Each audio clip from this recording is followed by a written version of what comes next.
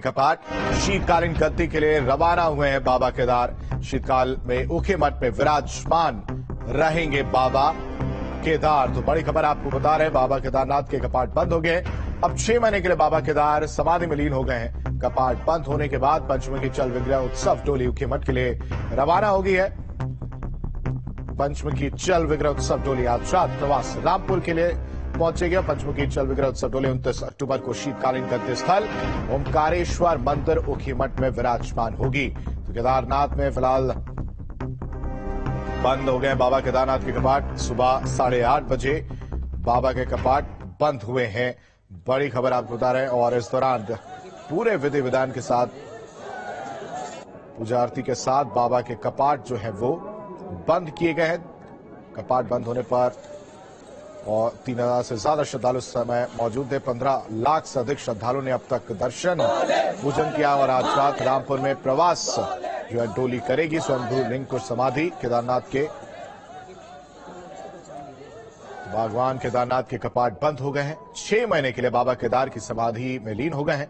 कपाट बंद होने के बाद पंचमुखी चल विग्रह उत्सव डोली ऊखी मठ के लिए रवाना हो गई है। पंचमुखी चल विग्रह उत्सव डोली आज रात प्रवास रामपुर के लिए पहुंचेगी।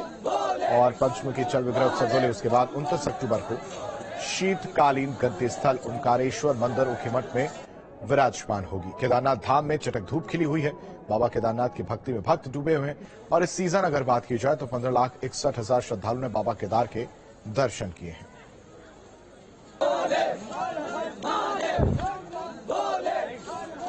शीतकाल के लिए केदारनाथ धाम के कपाट बंद हो गए हैं। केदारनाथ में स्वयंभू लिंग को समाधि दी गई है। केदारनाथ के कपाट बंद होने पर 3000 से अधिक श्रद्धालु मौजूद रहे। इस साल 15 लाख से अधिक श्रद्धालुओं ने बाबा के दर्शन किए। जले मस्तके वामांगे गिरिराज राज तनया जाया भवानी नंदी स्कंद गणादिनाथ सहितम श्री केदारनाथ प्रभो केदारालय संस्थितो हि सतत कुर्यात् सदा मंगला। बाबा केदार जो है सभी भक्तजनों पे अपना आशीर्वाद बनाए रखें। अद्भुत और ऐतिहासिक हो रहा कि हमारे केदारनाथ धाम में 15 लाख यात्रियों ने दर्शन किए। और यात्रा के अंत में देश के प्रधानमंत्री माननीय नरेंद्र मोदी जी का आगमन हुआ। और उन्होंने एक बड़ी सौगात हमारे लिए दी है कि जो रोपवे का उन्होंने कायारंभ और शिलान्यास किया है यहाँ पर आके गौरीकुंड से केदारनाथ तक का, ये अद्भुत और इसका बिल्कुल पूरे देश के अंदर इतना अच्छा संदेश गया कि पूरे देश में हर उल्लास के साथ उनके इसका कार्यक्रम है। और इस खबर पर ज्यादा जानकारी के साथ रोहित डिमरी हमारे साथ जुड़ चुके हैं। रोहित, पूरे विधि विधान के साथ बाबा के कपाट जो है वो बंद कर दिए गए हैं। अब 29 अक्टूबर को शीतकालीन गद्दी स्थल ओमकारेश्वर मंदिर ऊखी मठ में विराजमान होगी। जी, मैं बताना चाहूंगा कि आज बाबा केदारनाथ के जो कपाट है वह विधि विधान के साथ बंद कर दिए गए हैं। अब शीतकाल का जो प्रवास होगा बाबा केदार का वो ओमकारेश्वर मंदिर में होगा। यहीं पर जो भक्त हैं बाबा केदार के दर्शन कर सकेंगे। इससे पहले बात करूंगा केदारनाथ धाम की, तो यहाँ पर 8:30 बजे आज सुबह विधि विधान के साथ कपाट बंद कर दिए गए हैं। जिसके बाद डोली अपने प्रथम पड़ाव के लिए प्रस्थान भी कर चुकी थी सुबह 8:30 बजे। और कह सकते हैं कि 4 से 5 बजे साय के समय डोली जो है रामपुर पहुंच जाएगी। और कल गुप्त काशी में रात्रि प्रवास होगा विश्वनाथ मंदिर में। इसके बाद 29 अक्टूबर को जो डोली है बाबा केदार की पंचमुखी उत्सव डोली है वह अपने शीतकाल प्रवास के लिए ओमकारेश्वर मंदिर पहुंच जाएगी। और सबसे बड़ी बात यह है कि गौरीकुंड भगवान का जो यात्रा पड़ाव है गौरा माई मंदिर, वहाँ की भी कपाट आज सुबह बंद कर दिए गए हैं। और वहाँ की डोली भी है अपने शीतकाल प्रवास के लिए तो निकल चुकी है। जी, इस बार अगर रोहित देखा जाए तो पिछले साल के मुकाबले इस बार रिकॉर्ड तोड़ जो है श्रद्धालु पहुंचे। करीब 15 लाख से अधिक श्रद्धालुओं ने दर्शन किए थे।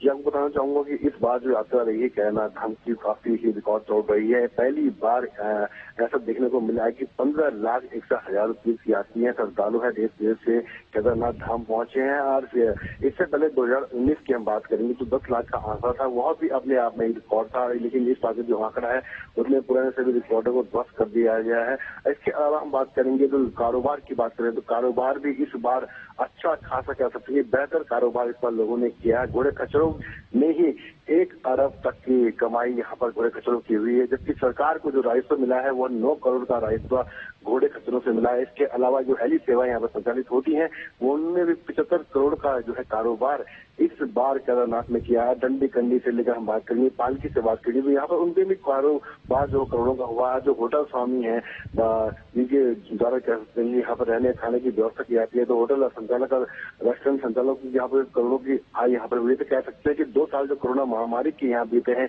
जो परेशानी लोगों ने झेली है, वह इस बार सुखद संदेश के साथ ही यात्रा यहाँ पे निपटी है। जी ठीक है रोहित, तमाम जानकारी के लिए आपका शुक्रिया। और वहीं यमुनोत्री धाम के भी कपाट बंद हो गए। करीब 12:09 पर कपाट बंद हो गए। यमुनोत्री धाम के खरसाली के लिए रवाना हुई है मां यमुना। शनि महाराज के साथ खरसाली रवाना हुई है मां यमुना। शीतकाल में खरसाली में विराजमान रहेंगी मां यमुना। तो आज दोपहर 12:09 पर यमुनोत्री धाम के कपाट बंद हो गए। कपाट बंद होने से पहले यमुनोत्री धाम में विशेष पूजा अर्चना की गई। मां यमुना के बड़े भाई शनि महाराज की अगुवाई में यमुनोत्री धाम से खरसाली के लिए मां यमुना की डोली रवाना हुई। हर साल अपने बड़े भाई शनि महाराज की अगुवाई में यमुनोत्री धाम से खरसाली के लिए मां यमुना की डोली विदा होती है। और इस घर पर ज्यादा जानकारी के साथ जगमोहन हमारे साथ जुड़ चुके हैं। जगमोहन, केदारनाथ के बाद अब यमुनोत्री धाम के कपाट भी बंद हो गए हैं 12 बजे। एक हर्ष और उल्लास का जो माहौल देखा गया यमुनोत्री धाम में, और 12:09 पर जो यमुनोत्री धाम के कपाट आज बंद कर दिए गए। पूरी आज सुबह से ही पूरा विधि विधान से पूजा अर्चना वहां पे चल रही थी, और इसके बाद आज यमुनोत्री धाम के जो पुरोहित है उन्होंने यमुनोत्री धाम के कपाट बंद कर दिए गए। और उसके बाद जो शनि महाराज हैं उनकी अगुवाई में मां यमुना की डोली यमुनोत्री धाम से खरसाली के लिए रवाना हो गई है, और आज ठीक है वो खरसाली पहुंच जाएगी। तो बात करें इस बार यात्रा की, तो यात्रा बहुत ही सुखद रही है। उत्तरकाशी की अगर बात करें तो 4,85,000 यात्री अब तक जो आंकड़ा है जिला प्रशासन का, उसके हिसाब से यमुनोत्री धाम में पहुंच चुके हैं। और दोनों धामों की बात करें तो 12 लाख करीब गंगोत्री और यमुनोत्री धाम में इस बार यात्रा रिकॉर्ड तोड़ रही है। गंगोत्री और यमुनोत्री में यात्रा इस बार तो कहीं ना कहीं जो यहाँ पे पर्यटन व्यवसाय हैं, जो होटल व्यवसाय हैं और जो अन्य व्यवसाय हैं पर्यटन से जुड़े हुए, उनको एक अच्छी आमदनी यहाँ पे हुई है। पंडा पुरोहितों को भी अच्छी आमदनी हुई है। तो कहीं ना कहीं इस बार यात्रा एक सुखद यात्रा रही है उत्तरकाशी के लिए। उत्तरकाशी अगर गंगोत्री धाम की हम बात करें तो गंगोत्री धाम में इस बार कोई बड़ा हादसा ऐसा नहीं हुआ जिससे यात्रा के दौरान होता था। तो इस माहौल से भी अच्छी यात्रा रही है। यमुनोत्री धाम में जरूर एक बार बस हादसा हुआ था जिसमें करीब लगभग 40 लोगों की मौत हुई थी, और लेकिन जो पूरी यात्रा उत्तरकाशी गई तो सुखद यात्रा रही है इस बार की, और लोग भी काफी यहाँ पे प्रसन्न है। ठीक है जगमोहन, तमाम जानकारी के लिए आपका बेहद शुक्रिया।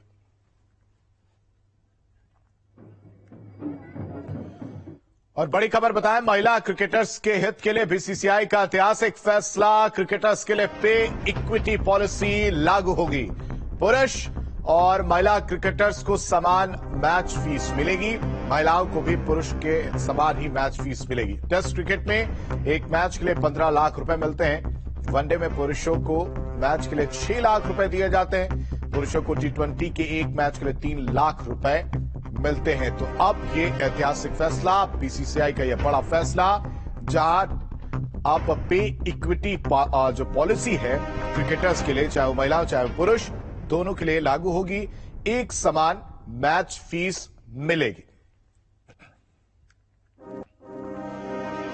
बढ़ते आगे, दिल्ली दौरे पर सीएम धामी गृह मंत्री अमित शाह की बैठक में शामिल होंगे। फरीदाबाद में 3 बजे शुरू होगी बैठक। देश की आंतरिक सुरक्षा को लेकर बैठक बुलाई गई है। बैठक में शामिल होंगे सभी राज्यों के गृह मंत्री, सभी राज्यों के उच्च अधिकारी भी बैठक में शामिल होंगे।